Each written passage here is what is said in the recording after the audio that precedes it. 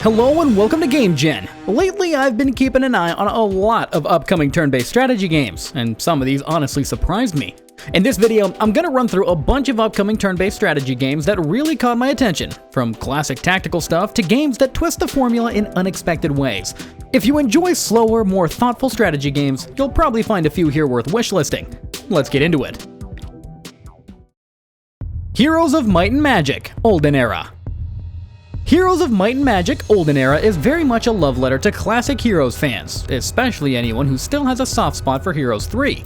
Instead of trying to reinvent the series, this one goes all in on a back-to-the-roots approach, while quietly layering in some modern ideas that make the formula feel fresh again. At its core, the gameplay will feel instantly familiar. You roam a colorful world map as a hero, scooping up resources, hunting artifacts, and clearing out neutral monsters that guard valuable locations. Town management is back in full force as well, letting you upgrade buildings to unlock stronger units, better spells, and more efficient economies. When armies clash, combat switches to classic turn-based tactical battles on a hex grid, where unit positioning, initiative, and ability timing matter just as much as raw numbers. One of the biggest new twists is the faction law system. By earning law points, you unlock powerful kingdom-wide bonuses that strongly reward sticking to a single faction instead of mixing armies. It's a smart way to encourage themed playstyles without forcing restrictions, and it adds an extra layer of long-term planning to each campaign or skirmish. MENACE. MENACE is shaping up to be a brutal, no-nonsense take on sci-fi tactics, and if you've ever lost a favorite mercenary in Battle Brothers, you already know the kind of pain that this game is aiming for. Developed by overhyped studios, MENACE takes that same unforgiving, systems-driven design and drops it into a gritty, Warhammer-flavored sci-fi setting that sits somewhere between XCOM and Tabletop 40K. Your mobile headquarters, the TCRN Impetus, acts as the strategic hub where you manage squad leaders, research upgrades, and decide how to tackle the next operation. And operations are key here.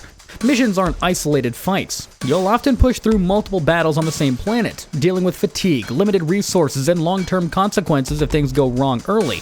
Combat is turn-based and very deliberate. MENACE leans heavily into combined arms warfare, letting infantry ride in APCs supported by tanks and mechs that can completely reshape how an encounter plays out. Firepower is about control as much as kills, with suppression and morale playing a huge role. Breaking enemy morale can be just as effective as wiping them out. Squads are led by named leaders with their own backgrounds and perk trees. And yes, permadeath is real. Lose a leader, and they're gone. Add in destructible environments, risky off-map orbital support, and a slower, more methodical pace, and you got a game that rewards patience, positioning, and smart planning. Bolt Action. Bolt Action is bringing back classic tabletop tactics straight to PC, and it's very clearly aiming to please fans of the miniatures game first and foremost. If you've ever rolled order dice across a table or spent hours painting tiny soldiers, this digital version is trying hard to recreate that exact feeling, just without needing shelf space. At its core, Bolt Action is a turn-based tactical strategy game focused on small to mid-scale engagements. You're not commanding massive fronts or endless divisions here. Instead, battles are all about positioning, lines of sight, morale, and keeping your units from getting pinned down under heavy fire. Suppression matters just as much as kills, and a well-placed machine gun can completely lock down an area. The standout mechanic is the iconic order dice system. Rather than taking turns in a predictable sequence, unit activation is randomized, forcing you to react on the fly. Sometimes your plan goes perfectly. Other times, the enemy gets the jump on you, and suddenly you're scrambling to adapt. It feels very different from traditional turn-based war games. Visually, the game leans into its tabletop roots. Units look like carefully crafted miniatures, brought to life in a 3D environment, and the Army Painter feature lets you customize and paint your soldiers, vehicles, and weapons however you'd like. It's a small detail, but for hobbyists, it's a huge part of the appeal. I'll be covering more games just like this one, so if that's your kind of thing, come hang out and subscribe.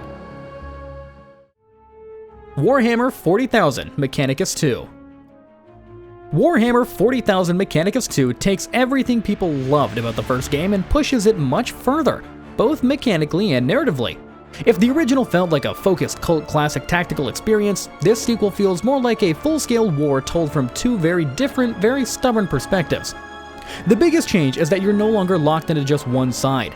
This time, you can play two complete campaigns and freely switch between them. On one side, you have the Adeptus Mechanicus, once again led by Megos Dominus Faustinius. Their gameplay still revolves around careful positioning, smart use of cover, and building up cognition to unleash powerful abilities. They feel fragile but extremely lethal when played correctly. On the other side are the Necrons, commanded by Vargar Nefershah, who wake up to find their world occupied by what they see as annoying trespassers. Necrons play very differently. They're slower, tougher, and can literally smash the environment apart, removing cover and forcing enemies out into the open. Outside of individual missions though, the game now features a proper strategic layer. You're managing an entire planetary conflict, capturing regions, setting up defenses, and deciding where to commit your focus. This adds a strong sense of momentum and consequence that wasn't as present in the first game.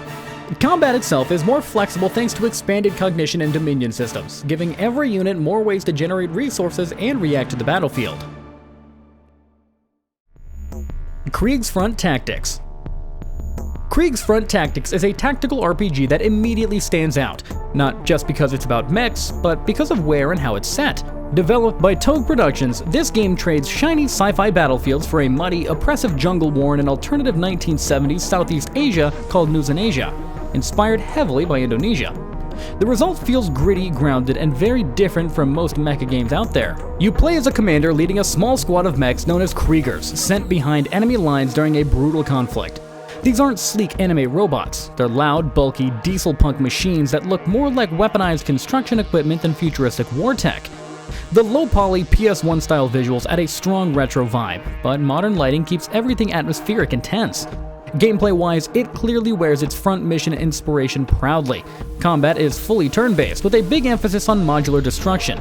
You can target specific mech parts, so blowing off an arm can disable a weapon, while destroying legs can leave an enemy crawling and helpless.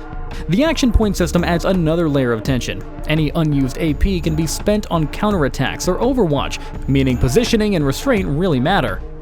Between missions, you customize everything: mech limbs, weapons, backpacks, and pilot skills. Squad members can form bonds, which directly affect how well they perform in battle.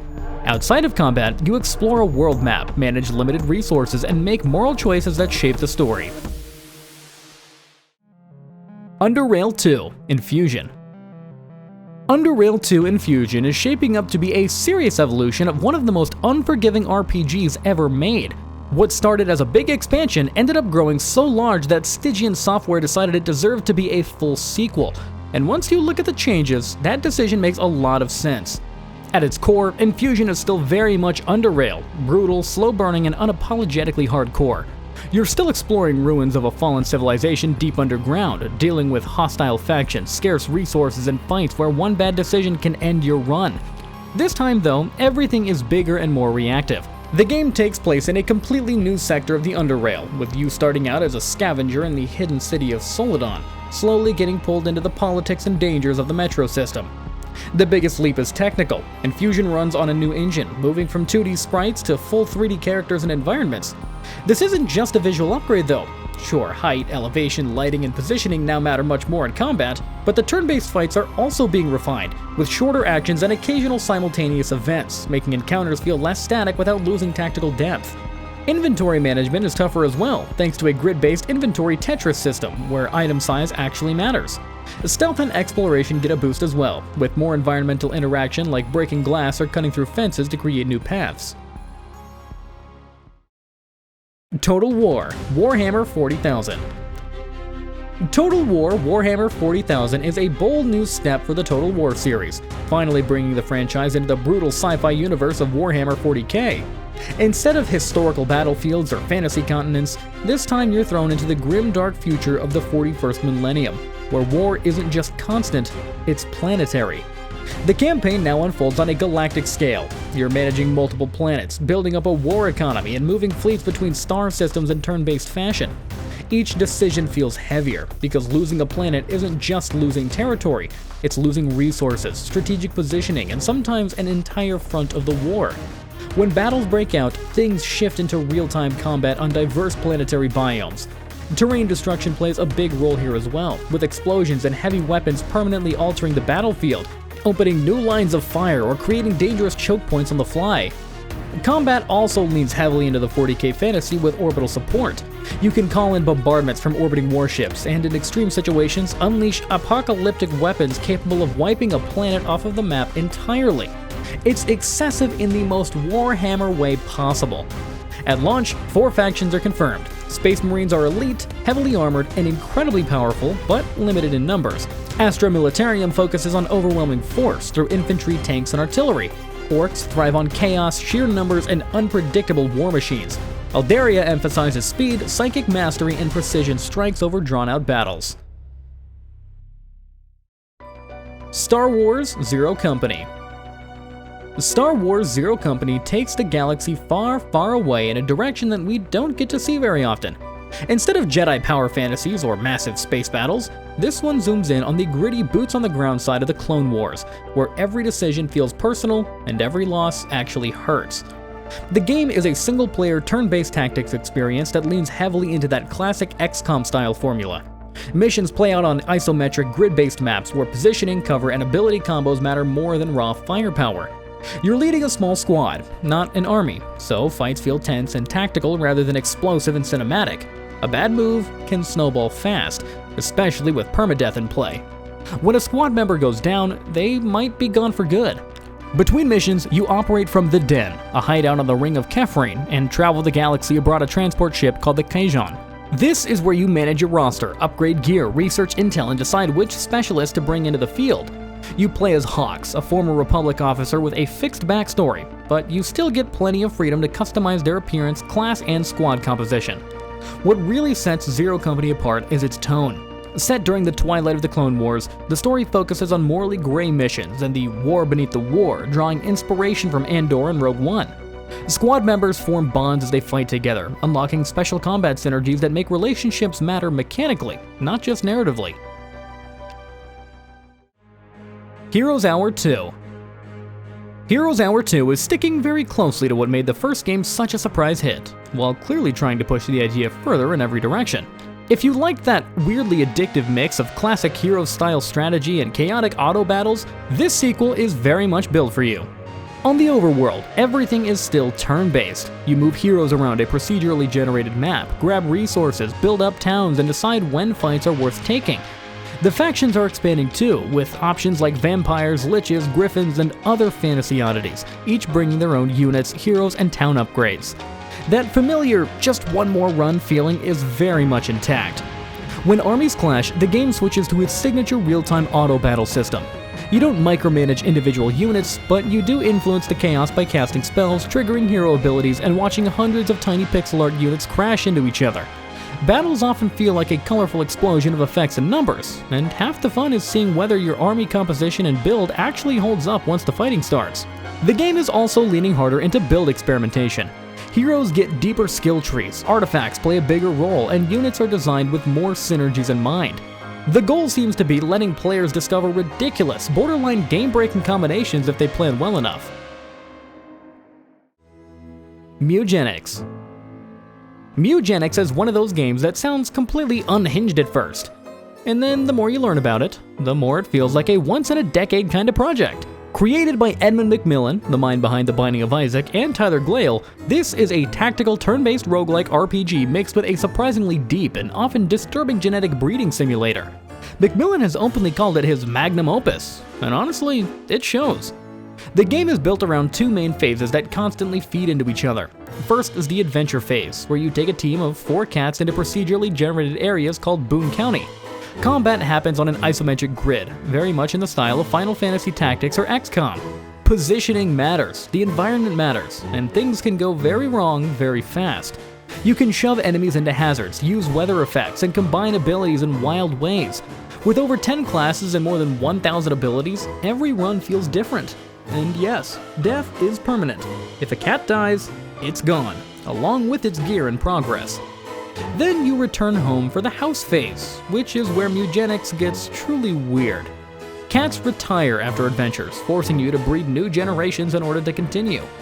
Kittens inherit stats, traits, classes, and mutations from their parents. Smart breeding can create absurdly powerful cats, while careless inbreeding leads to negative mutations and disorders that affect gameplay in unexpected ways. The game is currently set to release on February 10th, 2026. NORSE: Oath of Blood. NORSE: Oath of Blood is a turn-based tactical RPG that leans hard into a raw, grounded take on Viking life. This isn't a game about gods, monsters, or magical destiny. It's about mud, steel, blood, and the brutal consequences of every choice you make. Set in 9th century Norway, it feels closer to a historical drama than a power fantasy.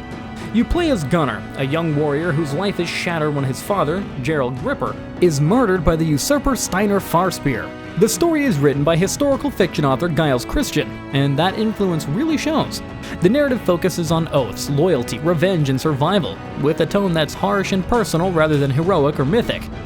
Combat is fully turn-based and tactical, with a strong emphasis on positioning, elevation, flanking, and terrain mattering a lot, and the environment can be just as deadly as the enemy. Fire can spread, mud can slow movement, and a poorly positioned warrior can be overwhelmed quickly. It feels closer to XCOM-style combat, but with shields, axes, and close-quarters brutality instead of rifles and lasers. Outside of battle, you manage your settlement, Sudervik. This layer is all about survival and preparation. You assign villagers to roles, manage scarce resources, and upgrade buildings to unlock better weapons and armor for your warband. The people you lead aren't disposable either. Named warriors can die permanently, and survivors may carry lasting injuries that affect future fights. NORSE: Oath of Blood is scheduled for release on February 3rd, 2026. Minos.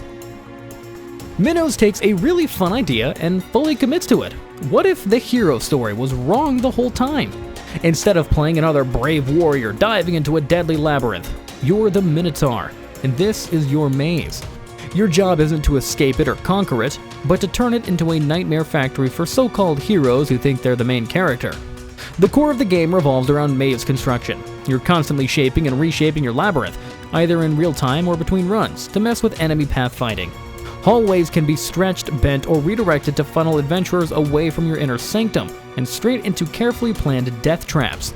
Choke points are everything here, especially when paired with the right hazards.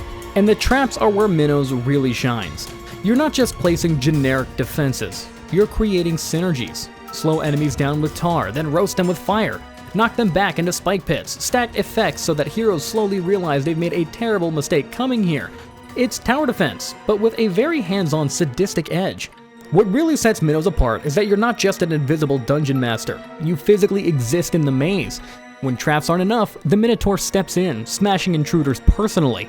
Your presence alone can affect how heroes behave, causing panic, hesitation, or bad decisions. Pathbreakers: Roaming Blades.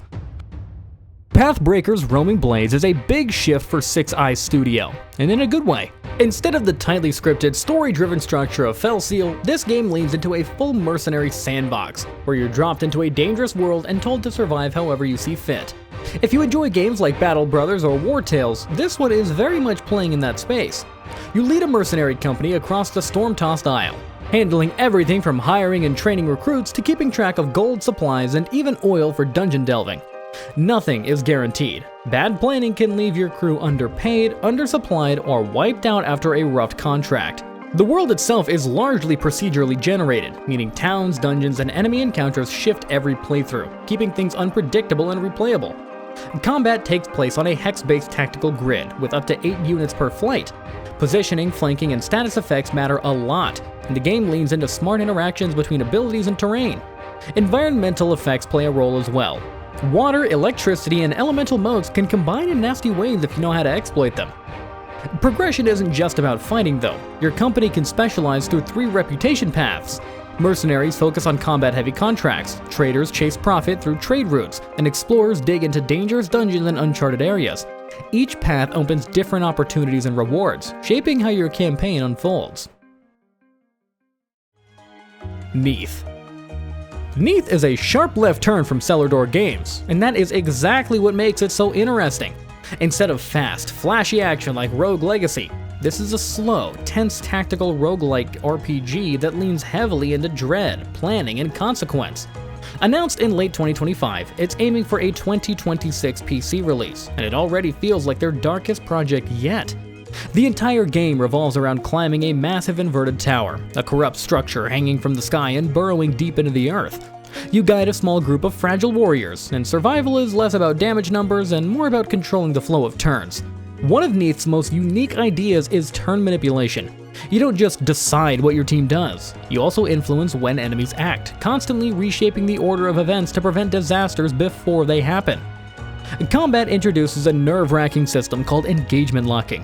When an enemy targets one of your characters, that unit freezes in fear and can't act. The only way out is to intervene with another ally, push them aside, break the enemy's line, or redirect the attack. Every mistake feels personal, and every save feels earned.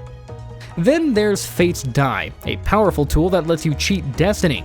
You can disarm deadly traps or bargain with unsettling gods for rewards, but pushing your luck can trigger devastating consequences.